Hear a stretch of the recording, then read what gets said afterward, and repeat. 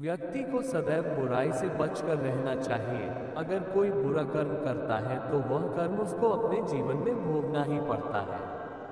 श्री कृष्ण जगत के स्वामी हैं, वह कण कण में निवास करते हैं।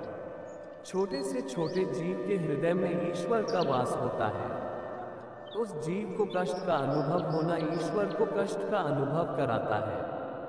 अर्थात किसी जीव को कष्ट देकर अपने ईश्वर को खुश कैसे देख सकते हैं।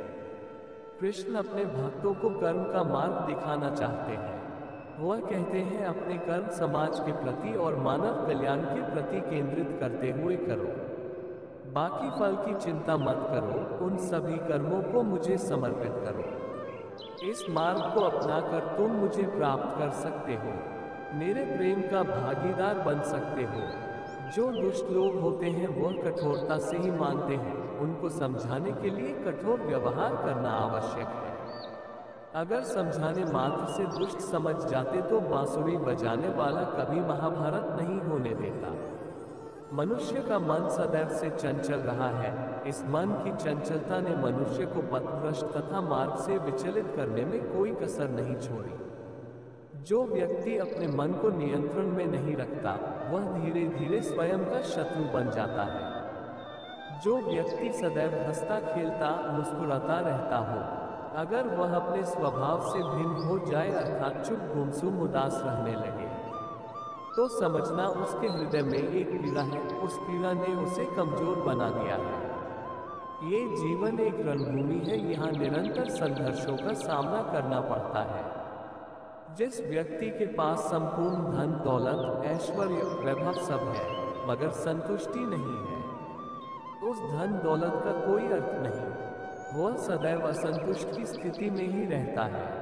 जिसके पास संतुष्टि है वह थोड़े में भी संतुष्ट रहता है। जिंदगी में भरोसा एक ऐसी चीज है जिसे प्राप्त करना वर्षों की मेहनत के समान है। फिर भी ये प्राप्त हो या नहीं ये भाग्य पर निर्भर करता है। किंतु भरोसे को तोड़कर पुनः प्राप्त करना यह संभव नहीं है। इसलिए जिंदगी में अवसरों का आनंद सदैव ले, लेकिन भरोसे को कभी टूटने ना दे। प्रेम कभी ना समाप्त होने वाली प्रक्रिया है। जिस व्यक्ति को प्रेम हो जाता है वो फिर जीवन और जीवन के बाद भी प्रेम के वशीभूत रहता है। प्रेम को प्राप्त करने के लिए त्याग, तपस्या और योग का सहारा लेना पड़ता है। जो व्यक्ति अपने अहंकार से भारी हो जाता है, जिसमें अभिमान भर जाता है, वह उस पत्थर की भांति होता है जो भारी होने के बावजूद भी नदी की धारा में डूबकर अपना अस्तित्व खो देता है। अगर किसी लक्ष्य, खुशी या सफलता की प्राप्ति में लंबा समय लग रहा है, प्रतीक्षा की अवधि अधिक है, तो हो सकता है आपकी अपेक्षा से ज्यादा आपको मिलने वाला है। अपने कर्म पर अडिग रहिए और विश्वास रखिए उस ईश्वर पर जो आपके कर्म की परीक्षा ले रहा है। जो लोग जीवन को भूत और अतीत के भरोसे छोड़ देते हैं, उन्हें श्री कृष्ण सावधान करते हैं। जीवन का अर्थ ना भूत है ना भविष्य। जीवन केवल और केवल वर्तमान है। इसलिए वर्तमान में अपने जीवन को आनंद पूर्वक जिए। निस्वार्थ कर्म को अपने जीवन में अपनाएं। क्रोध व्यक्ति का सबसे बड़ा शत्रु है। क्रोध के जन्म लेते ही व्यक्ति अपना विवेक खो देता है। विवेक के खो जाने पर व्यक्ति अपने पतन के मार्ग में उन्मुख हो जाता है। क्रोध की अवस्था से सदैव बचना चाहिए। आत्मा शाश्वत सत्य है, यह अजय है, अमर है। आत्मा नए नए शरीर को धारण करती है। एक शरीर से निकलकर दूसरे शरीर में, यही आत्मा की विचरण प्रक्रिया है। इस आत्मा को ना तो किसी शस्त्र से काटा जा सकता है, न ही अग्नि इसे जला सकती है। कोई जल इसे बुझा नहीं सकता और यह किसी वायु से सूख नहीं सकती। ईश्वर के लिए सभी प्राणी समान है, उन सभी में समान रूप से ईश्वर का वास होता है।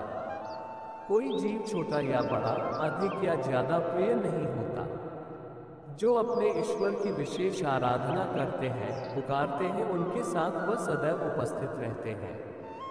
जिस व्यक्ति में अहंकार में और मेरा का भाव समाप्त हो जाता है, कुछ पाने की लालसा नहीं होती।